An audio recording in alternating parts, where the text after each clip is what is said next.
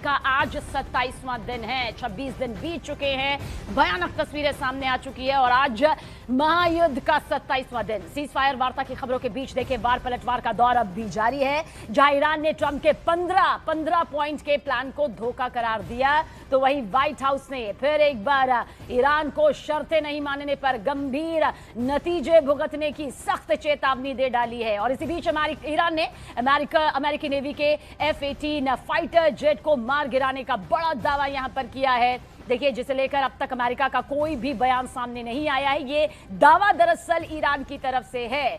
दूसरी तरफ लेबनान और ईरान पर इजरायली सेना के ताबड़तोड़ हमले अब भी बदस्तूर जारी है। खौफनाक तस्वीरें युद्ध के मैदान से सामने आ रही है। वहीं इजरायली पीएम बेंयामिन नेतन्याहू ने देखिए साफ लहजे में कह दिया है, साफ शब्दों में कह दिया है कि दुश्मन को मिट्टी में मिलाकर ही दम लेंगे।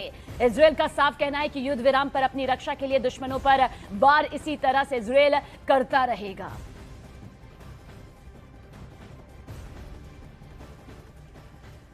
तो आज महायुद्ध का 27वां दिन है और ईरान ने युद्ध को खत्म करने के लिए अमेरिकी राष्ट्रपति डोनाल्ड ट्रंप के 15 सूत्रीय संघर्ष विराम प्लान को सिरे से खारिज कर दिया है, ठुकरा दिया है।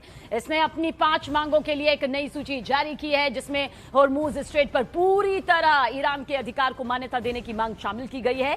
ईरान के सरकारी मीडिया प्रेस टीवी ने अधिकारियों के हवाले से बताया कि ईरान ने अमेरिका और इजरायल की तरफ से शुरू किए गए युद्ध के लिए मुआवजा, हमलों को पूरी तरह रोकने और क्षेत्र में रेजिडेंस समूहों पर हमले बंद करने जैसी शर्तें रखी हैं। और ईरान ने देखिए साफ और सख्त लहजे में यह भी कह दिया है कि ट्रंप ये तय नहीं कर सकते कि युद्ध कब और किन शर्तों पर खत्म होगा। ईरान युद्ध को अपनी मर्जी से और अपनी शर्तों पर ही खत्म करेगा, ये ईरान की तरफ से साफ कर दिया गया है। तो देखिए, ट्रंप की शर्तें ठुकराकर ईरान ने अपनी 5 शर्तें यहां पर रखी और साफ तौर से कह दिया कि अमेरिका ये तय नहीं कर सकता है कि युद्ध कब खत्म होगा। अमेरिका के अखबार द वॉल स्ट्रीट जर्नल में छपी एक रिपोर्ट के मुताबिक ईरान ने अमेरिका के उन सैन्य ठिकानों को हटाने की शर्त रख दी जो उसके आसपास है, यानी कि खाड़ी देशों में मौजूद मिलिट्री बेस को हटाने की यह शर्त ईरान की तरफ से है। ये ईरान ने अमेरिका के सामने रख दी है और इसके अलावा ईरान ने युद्ध में हुए नुकसान की भरपाई की भी मांग कर दी है। भविष्य में अमेरिका या इजरायल उस पर हमले नहीं करेंगे, इसकी गारंटी भी मांगी गई है। ईरान ने यह भी मांग कर दी है कि अमेरिका ने जो उस पर प्रतिबंध लगाए थे वो सब फौरन वापस ले ले। द वॉल स्ट्रीट जर्नल के मुताबिक ईरान ने अमेरिका के सामने खाड़ी देशों में मौजूद उसके सैन्य अड्डों को हटाने की ये शर्तें रखी हैं। ये सैन्य अड्डे ईरान के बेहद करीब हैं और जंग के दौरान अमेरिका ने इनका इस्तेमाल करके भी ईरान को निशाना यहां पर बनाया है।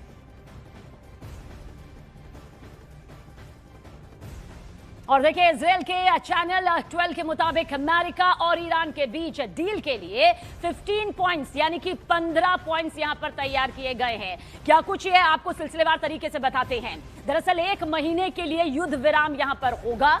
इसके अलावा ईरान की ओर से अब तक विकसित की गई परमाणु क्षमताओं को खत्म करना भी इसमें शामिल है। ईरान कभी परमाणु हथियार हासिल करने की कोशिश नहीं करेगा। साथ ही ये फहरिस्त और लंबी है, ईरानी जमीन पर परमाणु सामग्री संवर्धन रुकेगा।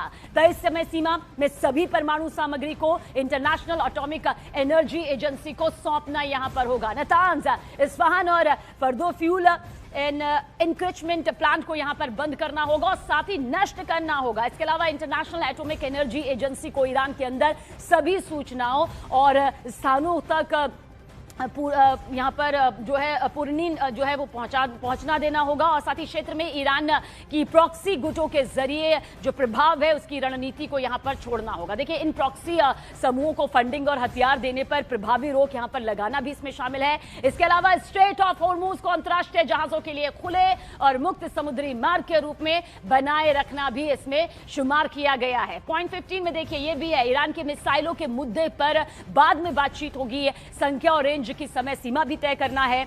ईरान की सैन्य क्षमता को सिर्फ आत्मरक्षा तक सीमित करना, ईरान पर लगाए गए सभी अंतर्राष्ट्रीय प्रतिबंधों को हटाना, बिजली उत्पादन के लिए बुशेहर में नागरिक परमाणु परियोजना के विकास में समर्थन देना, प्रतिबंधों को स्वतः दोबारा लागू करने वाली स्नैपबैक व्यवस्था को खत्म करना भी इसमें शामिल है। लेकिन इसके साथ साथ देखिए, ट्रंप के युद्ध विराम के प्रस्ताव को ईरान के सूचना परिषद प्रमुख इलियास हजरती ने झूठा करार दिया है।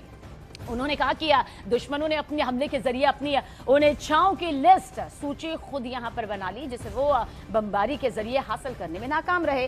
ट्रंप के बयान झूठे हैं और उन पर ध्यान नहीं देना चाहिए। हम अपना जोरदार तरीके से बचाव जारी रखेंगे, ये ईरान की तरफ से साफ साफ शब्दों में कह दिया गया है।